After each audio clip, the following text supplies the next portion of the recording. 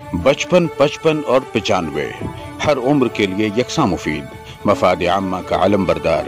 जरूर सब्सक्राइब करें, लाइक करें, शेयर करें और बेल आइकन प्रेस करना न भूलें। Rabbani the scholar YouTube channel. इस तरह से अदारा नसरी अदब की 190वीं नशिस्त जो है वो अपने इख्तिताम की तरफ रवां दवा है। इससे पहले कि इस नशिस्त का इख्तिताम हो, इसका जो सबसे अहम उन्सुर होता है वो खुतबा सदारत, जिस पर सदर साहब तमाम तख्लीकात पर तबसरा भी करते हैं और अपना सदारती खिताब भी देते हैं। लेकिन आज हमारे सदर साहब ने दरख्वास्त की थी कि वो भी कुछ एक तख्लीक यहाँ पर पेश करना चाहेंगे, तो मैं उनसे इल्तिमास करता हूँ कि माइक पर तशरीफ़ लाएँ और अपनी तख्लीक पेश करें और उसके बाद फिर खुतबा सदारत पेश करें। बिस्मिल्लाहिर्रहमानिर्रहीम। ये एक मज़मून है, अभी तंज़ मिज़ा का माहौल था, अभी एक संजीदा मज़मून है, देखते हैं इसका क्या होता है। उन्वान है तनकीद क्या है। तनकीद एक फितरी सलाहियत है जो कम व बेश हर इंसान में होती है, जिसका इस्तेमाल हर इंसान अपनी ज़रूरत के लिहाज से करता है। ख़वातीन खाना बनाते वक्त नमक क्यों चखती हैं? नया कपड़ा पहनने के बाद बच्चे और बड़े आईने के सामने क्यों जाते हैं? एक इंजीनियर अपनी ज़ेर तामीर इमारत को दूर हटकर क्यों देखता है? एक मुसव्विर अपनी पेंटिंग बनाते वक्त 2 कदम पीछे होकर अपनी पेंटिंग क्यों देखता है? एक खत्तात अपनी खत्ताती के नमूने को आंखें मूंद कर क्यों देखता है? एक मौसीकार अपनी बनाई हुई तर्ज को बार बार ज़ेर लब क्यों गुनगुनाता है? एक अदीब अदब तख्लीक करने के बाद उस पर नज़र सानी क्यों करता है? ये तमाम ऐसे सवालात हैं जो इस बात का इजहार करते हैं कि न सिर्फ अदब बल्कि ज़िंदगी के तमाम शोबों में तनकीदी शऊर की ज़रूरत होती है। तनकीदी शऊर के बगैर तरक्की मुमकिन नहीं। बगैर तनकीदी शऊर के तरक्की की राहों में आगे बढ़ना और मंजिल मकसूद तक पहुँचना नामुमकिन है। आज हम साइंस के जिस तरक्की याफ्ता दौर में सांस ले रहे हैं, साइंस की नई नई इजादात पर अंगुष्ठ बदंदा हैं। क्या तनकीदी शऊर के बगैर ये सब मुमकिन था? T.S. इलियट ने कहा है कि तनकीद इंसानी ज़िंदगी के लिए उतनी ही ज़रूरी है जितनी कि सांस। तनकीद इंसान को खूब से खूब तर की जुस्तजू सिखाती है और ज़िंदगी में ऐसे ऐसे जहानों की सैर करवाती है जिससे इंसान कभी वाकिफ़ न था। तनकीद न सिर्फ खरे खोटे की परख सिखाती है, बल्कि किसी चीज़ में मौजूद कमी, खामी, नक्स, ऐब और सुक्म की किस तरह दूर करके उसे खूबसूरत बनाया जा सकता है, ये भी बताती है। किसी संगतराश से पूछा गया कि तुम इस कदर खूबसूरत मुजस्समे कैसे बनाते हो? उसने जवाब दिया, मैं पत्थर की सिल से बेकार हिस्सों को तोड़कर निकाल देता हूँ। तनकीद ने अदब में भी तरक्की की नई राहें दिखाई हैं। अदबी तनकीद ने अदब में राह पा गई बेइतदालियों को राह इतदाल दिखाई। रिचर्ड्स ने कहा है कि तनकीद निगार अदब के साथ वो सलूक करता है जो डॉक्टर जिस्म के साथ करता है, यानी उसकी सेहत का ख्याल रखता है। कहा जाता है कि तनकीद निगार की मिसाल एक माली की है जो चमन से बेकार घास फूस निकाल फेंकता है और फूलों और पौधों की निगहदाश्त करता है। तनकीद निगार जहाँ तख्लीक में बेकार हिस्सों को निकाल कर तख्लीक को खूबसूरत बनाने की कोशिश करता है, वहीं कारी को अदब से मुताल्लिक सोचने और गौर व फिक्र करने की राह भी हमवार करता है। इसीलिए अदब में तनकीद की ज़रूरत मुसल्लम है। जब किसी अदीब के जहन में कोई अदब पारा तख्लीक करने का ख्याल आता है, ठीक उसी वक्त तनकीद अपना काम शुरू कर देती है। तख्लीक कार के सामने लिखने के लिए बहुत से मौज़ूआत होते हैं। सबसे पहले ये सवाल सर उठाता है कि वो किस मौजू पर लिखे। दूसरा सवाल ये पैदा होता है कि वो किस हैत में, किस उसलूब में लिखे। इस मरहले में तनकीदी शऊर ही अदब की रहनुमाई करता है, यानी अदब तख्लीक होने से कबल ही तनकीदी शऊर अपना काम शुरू कर देता है। तनकीदी शऊर का दूसरा मरहला उस वक्त सामने आता है जब तख्लीक का काम शुरू होता है। हर फनकार दौरान तख्लीक अपनी तख्लीक का जायज़ा लेते रहता है और वक्त ज़रूरत उसमें तरमीम करता है। جب تخلیق مکمل ہو جاتی ہے تو پھر اس پر تنقیدی نگاہ ڈالتا ہے اور بوقت ضرورت رد و بدل کرتا ہے۔ یہ ترمیم یا رد و بدل تنقیدی شعور کی ہی دین ہوتا ہے۔ یہ تنقید کا ایک رخ ہے جس کا تعلق تخلیق اور تخلیق کار سے ہے۔ تنقید کا ایک دوسرا رخ بھی ہے جس کا تعلق کاری سے ہے۔ ہر تخلیق کار چاہتا ہے کہ اس کی تخلیق عوام تک پہنچے اور اس پر عوام یعنی قاری کی رائے یا رد عمل معلوم ہو۔ یہ بھی ایک جبلت ہے۔ فنکار کو اس وقت تک قلبی سکون حاصل نہیں ہوتا تا وقت کہ وہ اپنی تخلیق عوام میں پیش نہ کر دے۔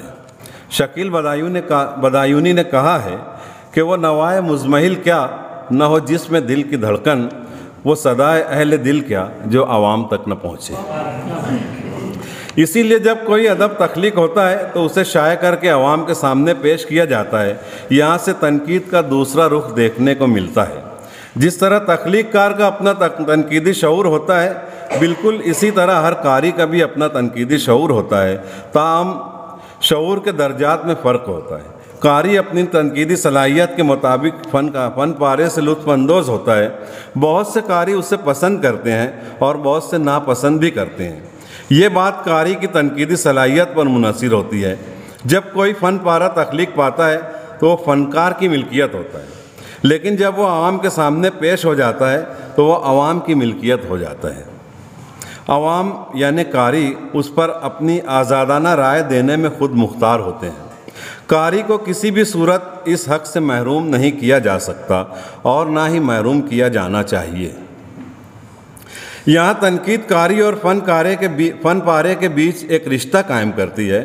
قاری اپنی سوچ و فکر، وسعت مطالعہ اور تنقیدی شعور کی بنیاد پر فن پارے کو تنقید کی کسوٹی پر پرکھتا ہے اور فن پارے کی ادبی قدر متعین کرتا ہے۔ ہمارے نزدیک اس قاری کی رائے زیادہ اہمیت رکھتی ہے جس کا تنقیدی شعور اور تنقیدی صلاحیت سب سے کم ہو، جو اظہار رائے کے معاملے میں بے دھڑک اور بے خوف ہو۔ یہ عام قاری سے متعلق باتیں تھیں۔ اچھے تنقید نگار کی تنقیدی بصیرت عام قاری سے زیادہ پختہ ہوتی ہے۔ وہ فن تنقید کی باریکیوں سے واقف ہوتا ہے، اس لیے تنقید نگار کسی فن پارے کی ادبی قدر متعین کرنے میں جلدی نہیں کرتا۔ وہ فن پارے کا گہرائی سے مطالعہ کرتا ہے، فن پارے کو اصول و ضوابط کی کسوٹی پر پرکھتا ہے۔ وہ بار بار فن پارے میں موجود سمندر میں غوطہ لگاتا ہے اور ہر بار نئے گوہر لے کر باہر آنے کی کوشش کرتا ہے۔ تنقید نگار کسی فن پارے کی نہ صرف محاسن پر گفتگو کرتا ہے بلکہ عیوب پر بھی نظر رکھتا ہے۔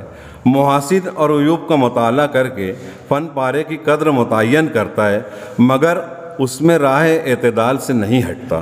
تنقید نگار کا کام صرف یہ نہیں ہے کہ وہ فن کا باریک بینی سے مطالعہ کرے، اس کا کام یہ بھی ہے کہ فن پارے کی وجہ تخلیق کا پس منظر اور پیش منظر اور تخلیق کار کی نفسیات کا بھی مطالعہ کرے اور اس کی روشنی میں اپنا موقف پیش کرے۔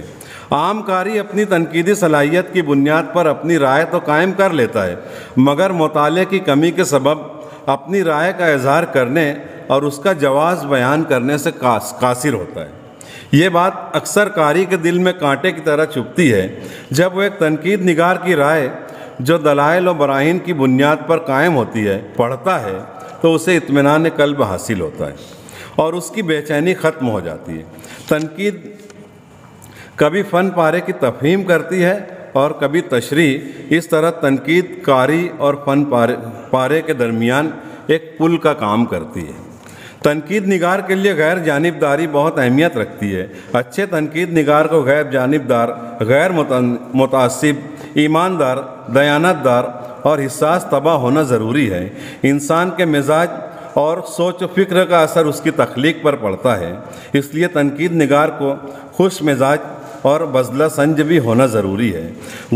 غصہ، چڑچڑاپن اور جھنجھلاہٹ تنقید نگار کا شیوا نہیں۔ تنقید میں جذباتیت کی کوئی جگہ نہیں۔ تنقید نگار کو مثبت سوچ و فکر کا حامل ہونا چاہیے۔ منفی سوچ و فکر اور غیر تعمیری سوچ تنقید کو عیب جوئی اور نکتہ چینی کے حدوں میں ڈھکیل دیتی ہے۔ اچھی تنقید بغض و عناد سے پاک ہوتی ہے۔ تنقید میں انداز بیان اور زبان و بیان کی اہمیت مسلم ہے۔ اچھی تنقید اسے کہا جا سکتا ہے جس میں تنقید کی زبان ادبی ہو، اس میں کسی کی تذلیل تحقیر نہ کی گئی ہو، کسی کا تمسخر نہ اڑایا گیا ہو، کسی کو نیچا دکھانے کی کوشش نہ کی گئی ہو۔ مثبت اور تعمیری تنقید کے لیے علم، وسیع مطالعہ، تعمیری سوچ، ادب اور سلیقہ، تحمل و برداشت اور اعتدال ضروری ہے۔ تنقید نکتہ چینی اور عیب جوئی کے لیے صرف جہالت ہی کافی ہے۔ کہا جاتا ہے کہ تنقید عمل جراحی ہے، پوسٹ مارٹم نہیں۔ میتو ارنالڈ نے کہا ہے کہ دنیا میں جو بہترین باتیں معلوم ہیں یا سوچی گئی ہیں انہیں غیر جانبدارانہ طور پر جاننے اور عام کرنے کی خواہش کا نام ہی تنقید ہے۔ میں سمجھتا ہوں کہ تنقید کے اوپر بہت ہی عمدہ مضمون پیش کیا ہے ڈاکٹر آصف فیضی صاحب نے۔ میں سب کی جانب سے آپ کو مبارکباد پیش کرتا ہوں اور آپ سے التماس کرتا ہوں کہ خطبہ صدارت پیش کریں۔ میں سب سے پہلے انجمن ادارہ نثری ادب کے اراکین کا بہت شکر گزار ہوں کہ انہوں نے مجھ ناچیز کو صدارت کے لیے یہاں منتخب کیا اور یہاں ایک مضمون بھی پڑھنے کا موقع دیا۔ اس کے بعد آپ سب قارئین کا بھی شکر گزار ہوں کہ آپ نے سنجیدگی سے مضمون سنا، پوری نشست سنی۔ اصل میں سب سے زیادہ ضروری آڈینس ہی ہوتے ہیں، قارئین، سامعین۔ ان کی میرے خیال سے جتنی اہمیت تخلیق یا تخلیق کار کی ہوتی ہے اتنی سامعین کی بھی ہوتی ہے۔ آج جو تخلیقات پیش ہوئی ہیں اس میں سب سے پہلا جو مجید ماسٹر کا وہ بچوں کی کہانی تھی، قصہ نہانا تیلن کا جنگل کے تالاب پر۔ اس پر کافی گفتگو بھی ہوئی ہے، سوال جواب بھی ہو چکا ہے۔ اس میں مجھے ایسا محسوس ہو رہا تھا، یہ جو بچوں کی کہانیاں ہوتی ہیں جانوروں کے ذریعے جو پیش کی جاتی ہیں، اصل میں وہ صرف جانوروں کی زبان سے بلوائی جاتی ہے، مگر وہ پورے انسانی کردار کی کہانیاں ہوتی ہیں اور اس میں زبان و بیان سب انسانوں کا ہی ہوتا ہے۔ صرف زبان، وہاں کیریکٹر جو ہے تو بچوں کی دلچسپی کے لیے جانوروں کا رکھ دیا جاتا ہے۔ تو اب جانوروں کو دیکھ کر ویسی کوئی زبان استعمال کرنا میرے خیال سے ایسا ملتا نہیں ہے۔ جتنی کہانیاں جانوروں پہ لکھی گئی ہے پہلے بھی، سب ادبی زبان میں ہی موجود ہیں، تو اس بات کا بھی ایک خیال رکھنا چاہیے۔ مجید ماسٹر صاحب کی جو کہانی تھی مجھے اس میں تمہید بہت طویل لگنے لگی تھی، نفس مضمون سے تمہید بہت لمبی معلوم ہو رہی تھی۔ حالانکہ انہوں نے کافی اچھی سے اس کو مزاحیہ انداز میں بیان کیا، مگر جو اصل مضمون تھا وہ بہت مختصر ہوا اس کی بنسبت۔ تو میرے خیال سے تمہید اتنی لمبی نہیں ہونا چاہیے۔ ٹائٹل اچھا تھا، مرکزی خیال اچھا تھا ان کا۔ کئی جگہ محاورے اور الفاظ کا استعمال ٹھیک نہیں ہوا ہے، جیسے انہوں نے محاورہ استعمال کیا ہے کہ پھر اس نے راستے میں کانٹے بکھیر دیے ہیں، تو کانٹے بکھیرنا محاورہ نہیں ہے میرے خیال سے، کانٹے بچھانا محاورہ ہے۔ ایسے ایک آدھ جگہ اور کہیں محاورے کا غلط استعمال ہوا ہے، اس پر شاید دھیان دیں وہ۔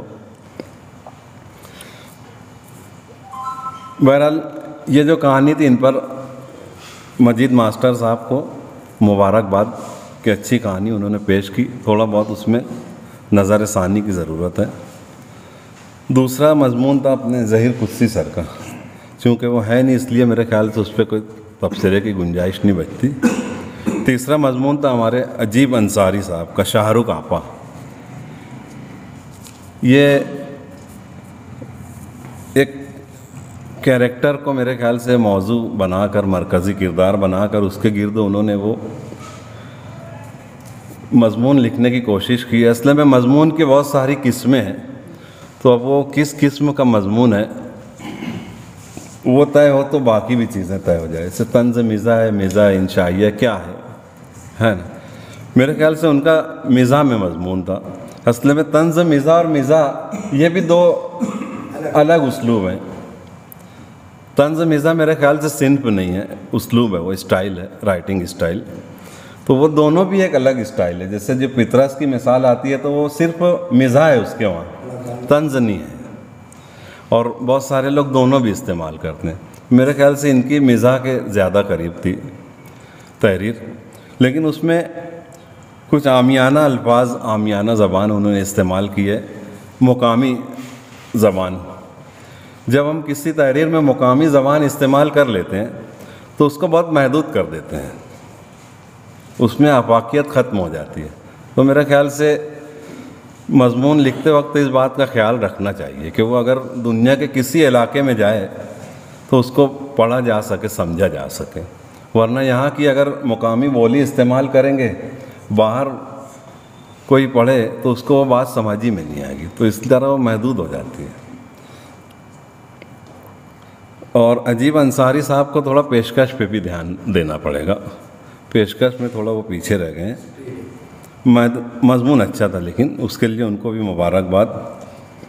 اور اس کے بعد تیسری تخلیق ہمارے آصف سبحانی صاحب کی پیش ہوئی، وہ بھی طنز مزاح تھا، مگر ان کی تحریر میں بھی مزاح کا عنصر زیادہ تھا، لیکن انہیں بہت خوبصورتی سے طنز مزاح کو پیش کیا ہے۔ طنز مزاح میں اصل میں الفاظ سے کھیلنا، محاوروں سے کھیلنا، اشعار کا برجستہ استعمال، شگفتگی، وہ سب پوری باتیں ہیں۔ میرے خیال سے ایک مکمل طنز مزاح کی تحریر ان کے پاس موجود ہے، وہ جس میں کوئی کمی نہیں ہے، اور مضمون کو بھی انہوں نے بڑی خوبصورتی سے بیان کیا ہے۔ جہاں جہاں جملوں کے الٹ پھیر سے انہوں نے طنز اور مزاح پیدا کیا ہے، بہت خوبصورت بات ہے۔ اور ابھی تو سبھی لوگوں نے بات کی کہ ایک ایک مصرع استعمال کر کے، سنجیدہ مصرعوں کو استعمال کر کے اس میں مزاح پیدا کرنا، یہ بھی انہوں نے بہت خوبصورتی کی ہے، اس کے لیے بہت مبارکباد۔ اور میرا کھویا ہوا ہاتھ سلطان سبحانی کا وہ افسانے کا ٹائٹل ہے، اس کو انہوں نے میرا ٹوٹا ہوا ہاتھ بنا کر پیش کیا، وہ بھی بہت اچھا ہے۔ اس طرح سے آج یہ تینوں تخلیقات اچھی پیش ہوئیں۔ تخلیقات کے علاوہ جو مضمون میں نے ابھی سنایا ہے، اکثر یہاں محفلوں میں آنا ہوتا ہے تو یہ اکثر بحث رہتی ہے تنقید کیا ہے اور اس پر تنقید ہو رہی ہے نہیں، اس مناسبت سے میں نے وہ مضمون آج سلیکٹ کیا تھا پڑھنے کے لیے۔ تنقید میں اصل میں یہاں پر دیکھنے میں آیا ہے کہ جو تحریر ہوتی ہے اس میں فنی اس پر گفتگو ہونا چاہیے، اس میں فنی خوبی کیا ہے یا فنی خامی کیا ہے، بجائے شخصیت کے اس پر پوری گفتگو ہونا چاہیے۔ اور میرے خیال سے ٹیکنیکل گفتگو ہونا چاہیے کہ اس کا ٹائٹل سوٹیبل ہے کہ نہیں، پھر اس میں جو لوازمات برتے گئے ہیں وہ ٹھیک ڈھنگ سے ہے کہ نہیں، اختتام کیسا ہے، کلائمیکس کیسا ہے، اینٹی کلائمیکس کیسا ہے وغیرہ، پھر زبان و بیان، یہ سب چیزوں پر میرے خیال سے گفتگو ہونا چاہیے۔